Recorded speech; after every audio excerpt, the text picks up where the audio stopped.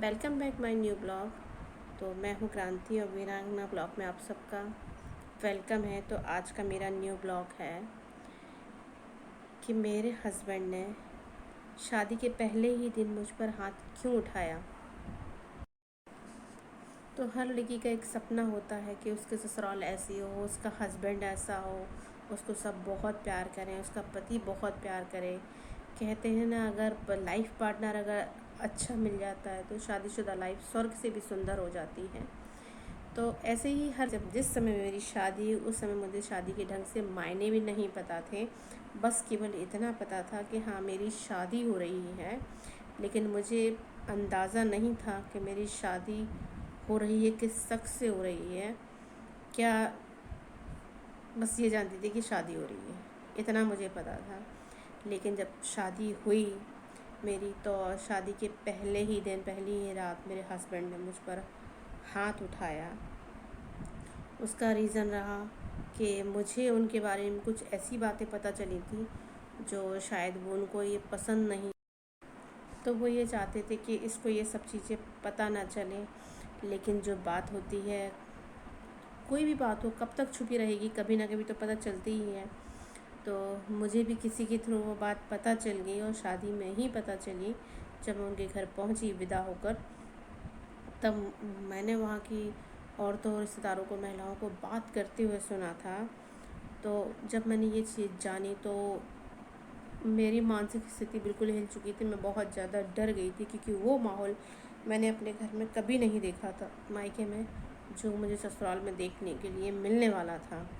तो वहाँ जो औरतें थीं वो आपस में बातें कर रही थी कि ये तो बहुत पीने वाला बंदा है और उसको मतलब अच्छी लड़की मिल गई है। तो ये सब जानने के बाद मैं बहुत बहुत ज़्यादा डर गई थी। फिर भी मैंने सोचा अब तो शादी हो गई है, जैसे भी है मैं इस शादी को निभाऊंगी हर हाल में, क्योंकि मेरी माँ ने मुझे ये सिखाया है कि बेटा, शादी को निभाना है हर हाल में, जैसे भी कंडीशन, परिस्थितियाँ जैसी भी हो। तो मैंने अपनी माँ की बात को याद किया और अपनी शादी में आगे बढ़ने की कोशिश की। लेकिन मैंने सोचा कि शायद मैं अपने व्यवहार से, अपने प्यार से अपने पति को, उनको बदल सकूं या उनके व्यवहार को बदल सकूं। तो बस, तो शादी के पहले ही दिन उन्होंने मुझ पर हाथ उठा दिए। जब मैंने उनसे इस टॉपिक पे बात की कि आप शराब पीते हो, तो उन्हें इस बात का बुरा लगा और उन्होंने कहा नहीं तो किसने कहा।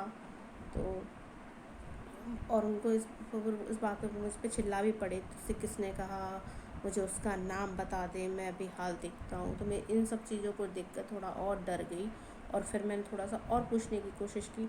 तो उन्होंने मुझे थप्पड़ मार दिया। मैंने उनसे कहा कि अगर आप पीते भी हो ठीक है, कोई बात नहीं, आप छोड़ देना। अब आपकी शादी हो चुकी है, आपकी बीवी हूँ मैं, तो आपकी मैं ज़िम्मेदारी बनती है, मेरी ज़िम्मेदारी भी अब आपके ऊपर है। तो आपको समझना चाहिए कि एक लाइफ पार्टनर के लिए हमें अपनी एक शादीशुदा गृहस्थी वाली लाइफ आगे बढ़ाना है। तो मैंने अपने तरीके से उनको बहुत समझाने की कोशिश की।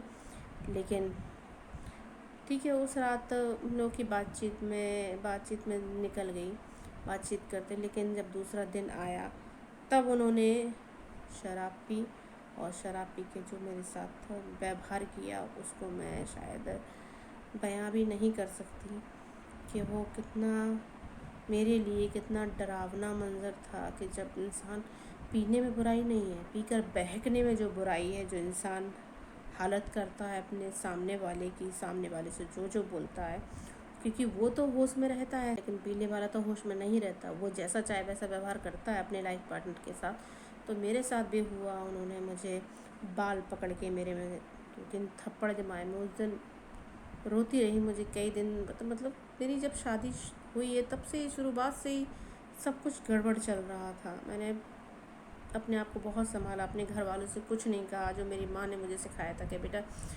शादी है, इसे एडजस्ट करना पड़ता है, निभाना पड़ता है, बड़ों का सम्मान करना पड़ता है, दो परिवारों की इज्जत का सवाल होता है। तो बस अपनी माँ की वही बातें याद कर कर के मैं सारी चीज़ों को अपनी सहन करती गई अपनी लाइफ में। और ये सब चीज़ें इतनी बढ़ती गई कि मेरे लिए एक नासूर की तरह बन गया। रोज़ रोज़ पीना, रोज़ रोज़ प्रताड़ित करना, जो जो उन्होंने मेरे साथ किया है वो अगर मैं आपको डिटेल में बताऊंगी ना तो आपकी आंखों से भी आंसू आ जाएंगे, क्योंकि मेरी बाकी सारी बातें मैं आपको अगले ब्लॉग में बताऊंगी, क्योंकि मेरे पास इतना डाटा नहीं होता कि मैं एक लंबा वीडियो अपलोड कर सकूं और डिटेल में अपने बारे में बता सकूं, क्योंकि अभी मेरे पास इनकम का कोई सोर्स नहीं है पैसे का, तो मैं ज़्यादा डाटा नेट भी नहीं डलवा पाती। तो मैं जिस तरीके से परेशान हूँ अपनी लाइफ में, शादीशुदा लाइफ से लेकर अभी तक की जो लाइफ रही है उससे मैं काफ़ी जूझ रही हूँ। तो मेरे ब्लॉग छोटे छोटे टुकड़ों में आएंगे, ज़्यादा लंबा वीडियो नहीं बना पाऊँगी मैं, क्योंकि आपको मैंने अपनी समस्या बताई है मैंने, और भी मेरे पिछले वीडियो में भी आप देखेंगे तो आप समझ जाएंगे कि मेरी क्या प्रॉब्लम है। तो नेक्स्ट पार्ट में मैं आपको अपनी शादीशुदा लाइफ की एक जो लाइफ प्रताड़ना वाली मेरी ज़िंदगी जो रही है उसके बारे में बताऊंगी कि कैसे गुजरी शादी के बाद मेरी लाइफ मेरे हस्बैंड के साथ।